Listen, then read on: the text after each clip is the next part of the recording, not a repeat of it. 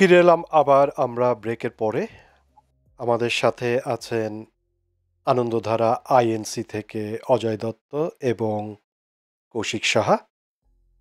কৌশিক সাহাকে আমরা প্রশ্ন করেছিলাম এই বড় একটি যজ্ঞ 5 দিন ব্যাপী চালানোর পিছনে কত পরিশ্রম বা কত প্ল্যানিং এবং কত বড় একটা টিম কাজ করে এটি বলার জন্য। কৌশিক সাহা প্লিজ আপনি কন্টিনিউ করবেন আবার। ধন্যবাদ।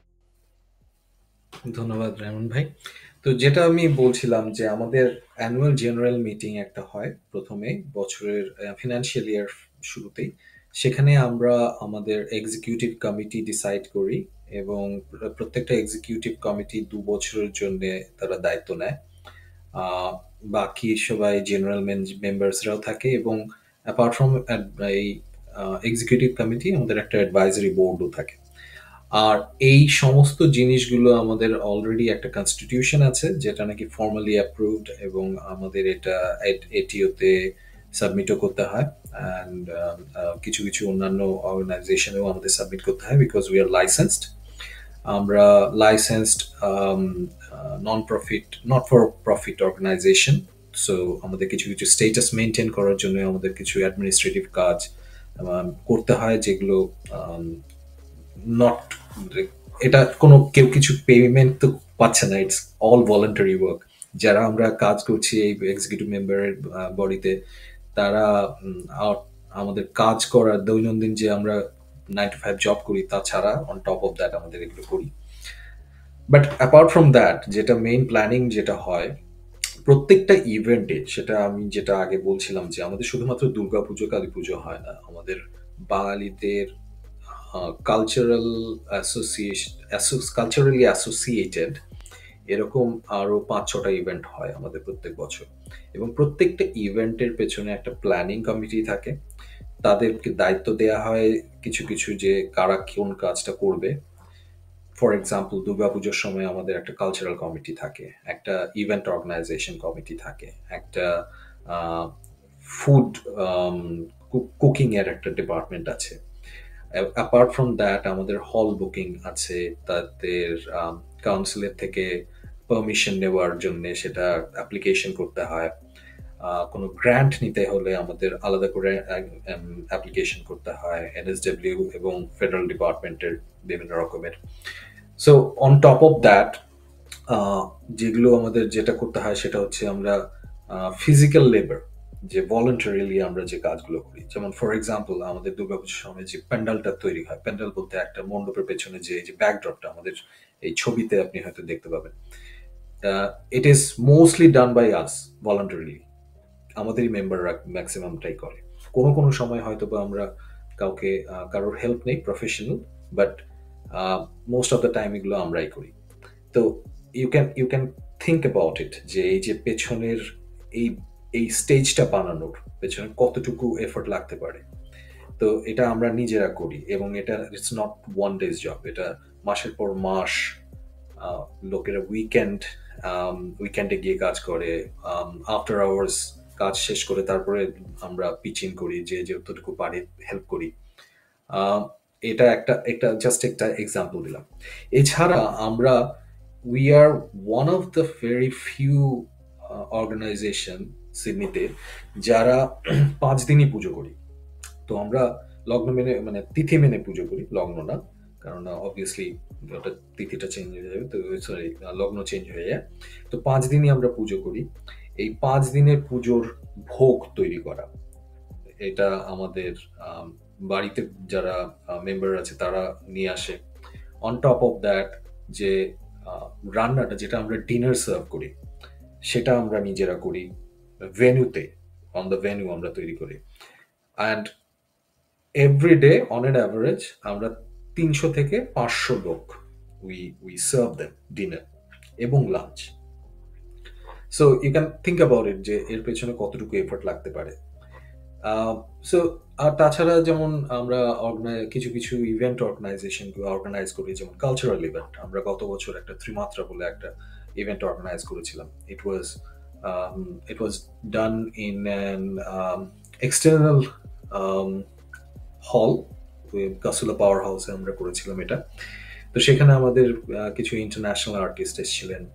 আমাদের লোকাল আর্টিস্টদের আমরা প্রমোট করি, যাতে তারা দে ক্যান ইউনো তারা লোকেদেরকে কাছে যেতে পারে, এক্সপোজড হতে পারে যে তারা কি করছে, আমরা কিভাবে করছি।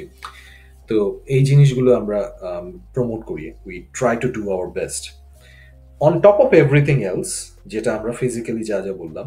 দেন there comes the monetary factor. So যেহেতু আমরা খুব ছোট একটা অর্গানাইজেশন, আমাদের অত স্পন্সর নেই, আমাদের অত ডোনেশন আমরা ওরকম ভাবে পাই না। সো আমরা কি করি, আমরা যারা মেম্বার্সরা আছি, we try two pool in the money ourselves. আমরাই নিজেরা কন্ট্রিবিউট করে যতটুকু সম্ভব চেষ্টা করি জিনিসগুলোকে ম্যাটেরিয়ালাইজ করার। নট নেসেসারিলি যেগুলো গ্রান্টের জন্য আমরা অ্যাপ্লাই করি সবকিছু আমাদের অ্যাপ্রুভ হয়ে যায়। সো এই জিনিসগুলো আমাদেরকে মেনটেন করতে হয়। সো এফোর্ট ওয়াইজ আমি বলবো যে একটা it's just like a normal 9 to 5 জবই যদি কেউ করে, স্পেশালি ওই ইভেন্টগুলোর সময়তে, not round the year, but at least ওই ইভেন্টগুলোর সময়তে 1 মাস আগে পরে। তো অ্যাকচুয়ালি আমাদেরকে অনেক এফোর্ট দিতে হয়। এটা বাইরের লোকেরা হয়তো বা অতটা বুঝতে পারবে না। আমি কাউকে এরকমও বলছি না। ডেফিনিটলি যতগুলো অর্গানাইজেশন তারা এই অর্গানাইজ করে, সবারই এই এফোর্টটা দিতেই হয়। But at the end of the day আমার মনে হয় যে আমরা ওই স্যাটিসফ্যাকশনটা পাই যখন নাকি দেখি যে একটা সাকসেসফুলি একটা ইভেন্ট আমরা অর্গানাইজ করতে পারলাম। ভক্তরা আসছে, তারা দেখছে, বা কোনো সাংস্কৃতিক অনুষ্ঠান যখন আমরা করি তখন লোকেরা আসে, এসে অ্যাটেন্ড করে অ্যান্ড দে এনজয়। তো ওটা আমাদের কাছে একটা খুব বড় প্লাস পয়েন্ট, যেটা আমার মনে হয় অ্যাচিভমেন্ট। আর তারপরে এগুলোর সমস্ত কিছুর পরে at the end of the event you have got this big job of cleaning things up, you know. তো তো আপনাকে সমস্ত কিছু সেট আপ করে সবকিছু আবার ডিসম্যান্টল করে সব কিছু নিয়ে যাওয়া। ওই যে জিনিসটা বললাম না যে একটা দুর্গাপুজোর কি হয় আগে, যেটা যে 5 দিনের পুজো, তারপরে যখন নাকি প্রতিমা আমরা বিসর্জন দিতে যেতাম ছোটবেলায়, তখন একটা দুঃখের একটা ভাব থাকতো যে শেষ হয়ে গেল পুজো। অ্যাটলিস্ট আমরা এখানে ওই জিনিসটাও এনজয় করতে পারছি যে এত কিছু পরিশ্রম করার পরে যখন নাকি সব শেষ হয়ে যায় তখন ওই দুঃখটাও থাকে, and that is very important. ওটাও একটা অ্যাচিভমেন্ট কিন্তু। সো আমার মনে হয় এই পুরো ইভেন্টগুলো যে অর্গানাইজ করি আমরা, এর পেছনে এফোর্টও আছে, কিন্তু it's a sweet bitter experience. And আমার মনে হয় যে সমস্ত মেম্বাররাই এটা আমরা এনজয় করি। Thank you. আমি জানি যে এটা এত অল্প সময়ের মধ্যে সব ডিটেলে বলা সম্ভব না। এর মধ্যে অনেক অনাকাঙ্ক্ষিত ঘটনাও ঘটে, যেগুলো কারোর কাম্য না। যেমন কেউ ভক্তরা গেল, কেউ কিছু ফেলে দিল, সেটা স্লিপারি হলো জায়গাটা, কেউ পা পিছলে পড়ে গেল, এমার্জেন্সি কল করা, বা কোথাও ফায়ার অ্যালার্ম বাজলো। ফায়ার অ্যালার্ম হয়তো বা বন্ধ থাকে, তারপরও আমরা মনে করি যে যারা ভক্তরা যায় তাদেরও অনেক দায়িত্ব থাকে। তো আমরা হয়তো এই দায়িত্বের কথাটা হয়তো পরে আসব। এবার একটি প্রশ্নতে যেতে যাচ্ছি অজয়দার কাছে, যে সিডনিতেও পূজা হচ্ছে, বাংলাদেশ, ভারতে, ওখানেও পুজো হচ্ছে। তো এই দুটো পুজোর মধ্যে কোন জিনিসটা বেশি পার্থক্য বলে মনে করেন এখানে, এবং কোন জিনিসটা বেশি মিস করেন এখন, অজয়দা? থ্যাংক ইউ রহমান ভাই। আপনি যে প্রশ্নটা করলেন, এই প্রশ্নটার শুরুটা আমি কৌশিককে যে প্রশ্নটা আপনি আগে করেছিলেন, সেই থেকেই, ওর শেষটা থেকে আমি শুরু করতে চাই। সেটা হচ্ছে যে পার্থক্য যেটা বলছেন, দেখেন, ব্যাক হোম বাংলাদেশ বলেন বা আমাদের ইন্ডিয়াতে বলেন, যে বিশেষ পার্থক্যটা সেটা হচ্ছে গিয়ে একটা লিমিটেশনস, আমি যদি এইভাবে বলি, যেটা হচ্ছে অস্ট্রেলিয়া সিডনিতে আপনারা জানেন যে কোনো ধরনের কোনো অনুষ্ঠান করতে গেলে এইখানে আমাদের অনেক লিমিটেশনস, যেটা কৌশিক খুব সুন্দরভাবে কিছু কিছু জিনিস সে লিমিটেশনসও অ্যাড করেছে। ফার্স্ট থিংস হচ্ছে যে ম্যান পাওয়ার।